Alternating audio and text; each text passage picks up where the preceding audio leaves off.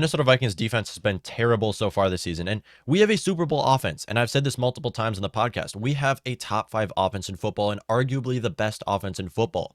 As we gave our new offensive identity where we revolve around the pass, we are arguably the best offense in football.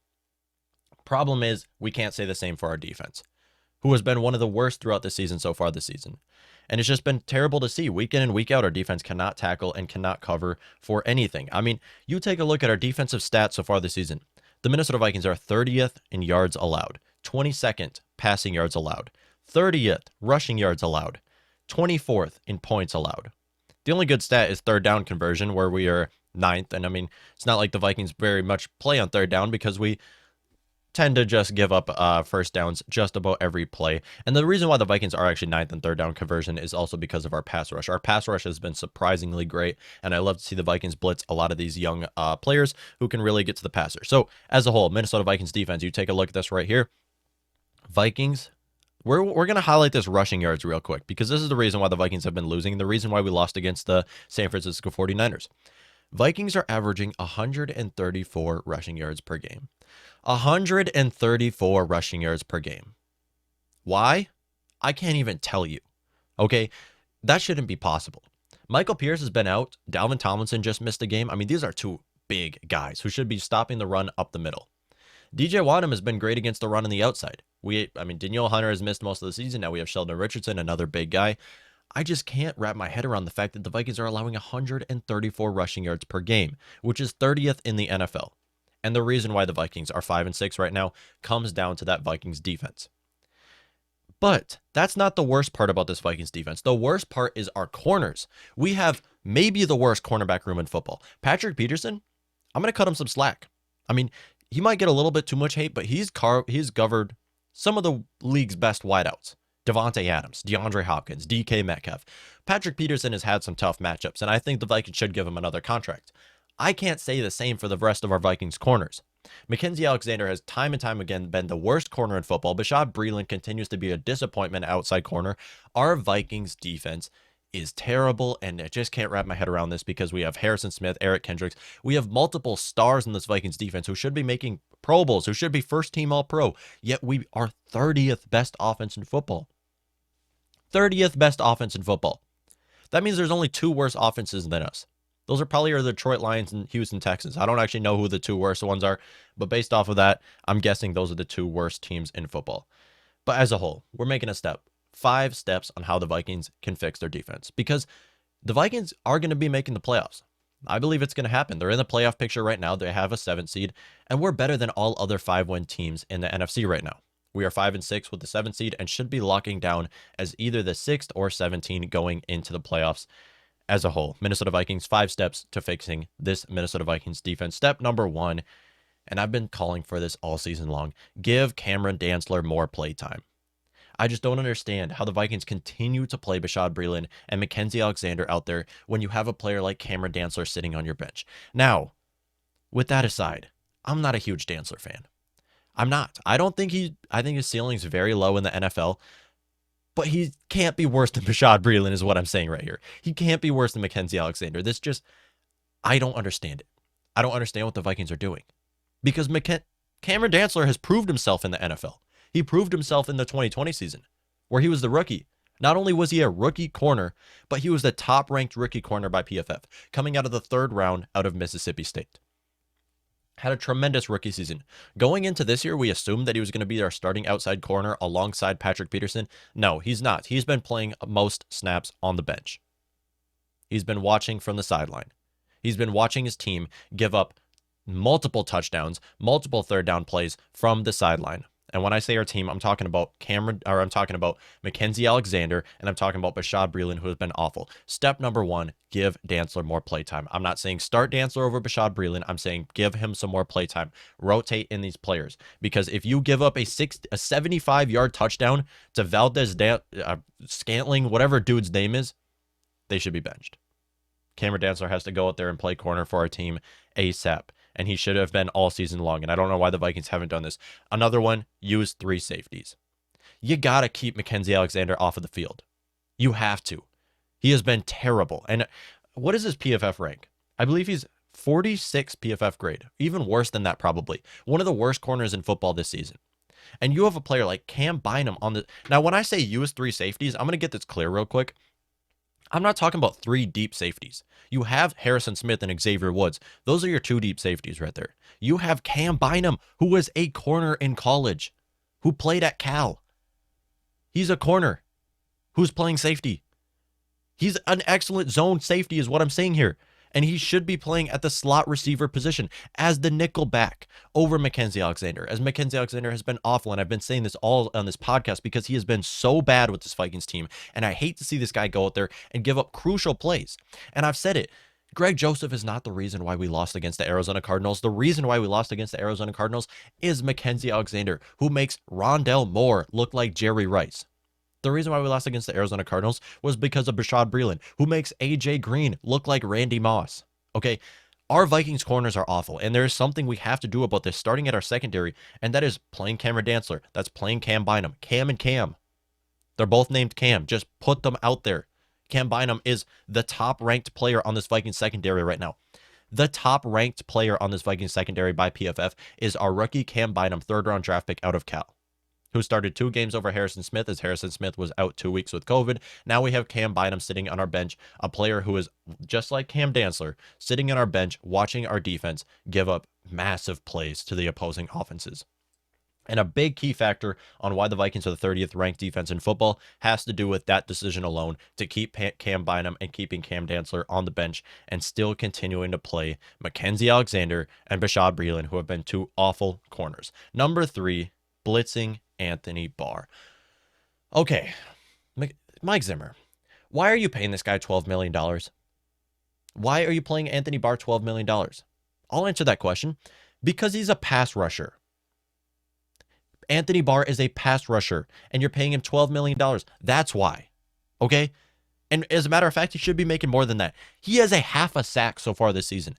A half a sack so far this season. Minnesota Vikings are not blitzing Anthony Barr, and that is what he's used for. He's used as a threat off the edge. Anthony Barr, for the rest of this season, this will be his last season with the Minnesota Vikings. The second half of the season, you have to blitz Anthony Barr to get to the quarterback more, because that's what he's useful for.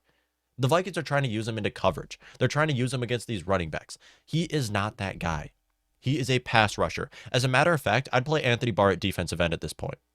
I'd load up the defensive line, throw 5 defensive linemen right there, play Anthony Barr as a pass rusher, down, 3rd down, 4th down, 2nd down even, blitz Anthony Barr, because that is what he's useful for, and I don't understand why the Vikings haven't been doing this all season.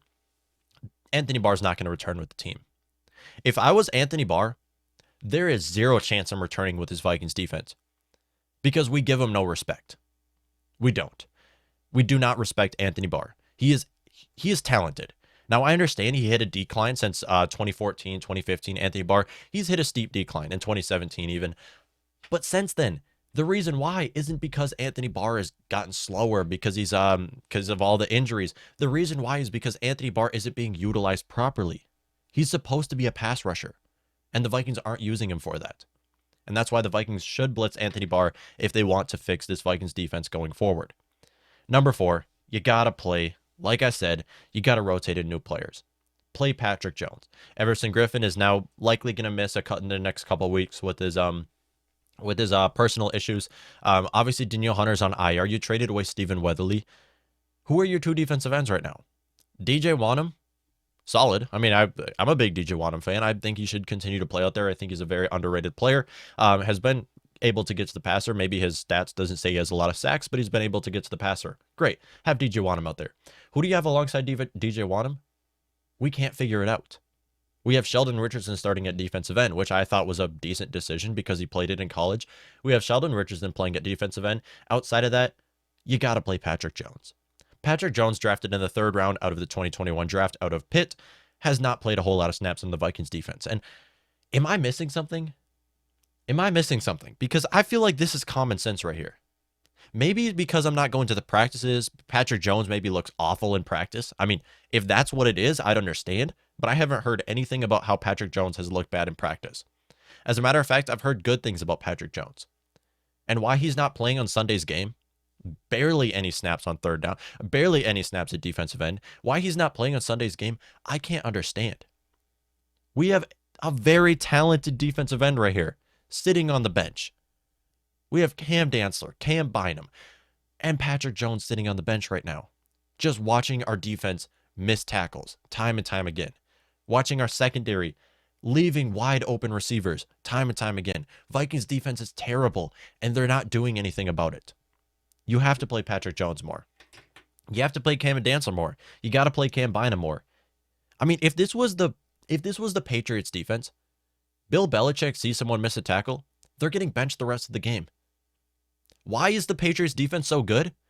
Because of that. They fixed their problems. The Patriots defense should not be this good right now, yet they are. Because if you miss a tackle, you're not playing the rest of the game. You fumble the ball, you're not playing the rest of the game. That's Bill Belichick's motto, and part of the reason why the Patriots, I might be wrong, but I believe they're first or second in the AFC right now. And that is the core reason why, because they're fixing their problems. Minnesota Vikings continue to play Bashaud Breeland at outside corner, continue to play Mackenzie Alexander at nickelback, and continue to play whoever at defensive end that's not looking good. You got to play Patrick Jones some more. And then final one, you got to clean house. We have 8 of our 11 starters on defense who are going to be free agents in 2022. Most of these are not coming back. They can't. Let me read off the list real quick of Minnesota Vikings defensive players. Let's go back to the screen. Who will be free agents in 2022? Anthony Barr, Patrick Peterson, Sheldon Richardson, Bashaud Breeland, Nick Vigil, Xavier Woods, Mackenzie Alexander, Everson Griffin. Those are 8 of 11 starters on defense are not going to be with the team next year. Well, they will be entering free agency next year. Patrick Jones and Xavier Woods are the 2 only players I want to hear in the conversation about re-signing. No question, the Vikings should not re-sign Anthony Barr. As of right now, where it is November 29th, Anthony Barr is not being used properly, and he should play somewhere else. Somewhere that would appreciate someone. Somewhere that would respect him as a pass rusher, because the Minnesota Vikings have not been doing that. Sheldon Richardson, again, he's not going to return with the team. He should actually be a starter at 3-tech somewhere. Bashaud Breeland, no way. Nick Vigil, absolutely not. Mackenzie Alexander, like I've said, shouldn't even be in the NFL. Everson Griffin, we don't really know what's happening with him. Don't wait until the draft. It doesn't work. Minnesota Vikings should not wait until the draft to draft their starters. You have to fill the role in free agency and then draft best player available. It's how you build a team. It's how the Vikings need to rebuild this defense. When I say clean house, I'm also talking about Mike Zimmer here. I'm talking about Mike Zimmer and Adam Zimmer. Get his son out of here too. Just have Andre Patterson take care of it. Andre Patterson doesn't need a co-defensive coordinator to be with him. He doesn't need Mike Zimmer looking over his shoulder. Andre Patterson can be in charge of this defense, and you can get an offensive-minded head coach. I have faith with this Vikings defensive coaching staff. I do. And I believe going into next year, where the Vikings will clean house and grab new starters in this Vikings defense, specifically at free agency, because I want them to take players in free agency, that is what we should be looking at. Minnesota Vikings should be fixing these defensive players by the end of the season. We need to see more of Patrick Jones. Even more, we need to see more of Cam Bynum. Okay, Cam Bynum is a converted safety. He played corner at college. I'm not saying to play him as an outside corner because he can't play man. I've watched his tape in college. He's not the best at playing man-to-man. That's why you play him over Mackenzie Alexander. Why? You might ask. While Cam Bynum might not look great at nickelback, he's going to look better than Mackenzie Alexander. Because anybody who plays corner should be looking better. Anybody on your roster should be looking better than Mackenzie Alexander. And give Cam Dantzler some more playtime.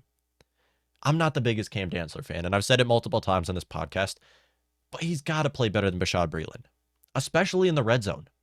Because coming off of his 2020 season, that Dantzler that we saw in 2020 is still in there.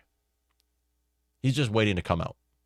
And that's why you should play more of Dantzler. Rotate him in. I'm not saying start any of these guys, except for Patrick Jones. I'm not saying start these 2 Cams. I'm saying you got to rotate them in. Give them some more play time. As I'm tired of seeing Bashaud Breeland, Mackenzie Alexander give up big-time plays to the opposing offenses. Clean house Minnesota Vikings. Going into the 2022 free agency, we'll be taking a look at more players that the Vikings should be bringing in to their defense and making an impact in the 2022 season. It's interesting because Vikings are going to make the playoffs. I'm very faithful that they will. Problem is this defense. Against like a lot of these playoff teams, they're going to look good. This Vikings defense is going to look bad against the opposing teams, and that's why I have little faith on this Vikings team making the Super Bowl. I believe my team's going to make the playoffs. I think it's going to happen. Problem is this defense.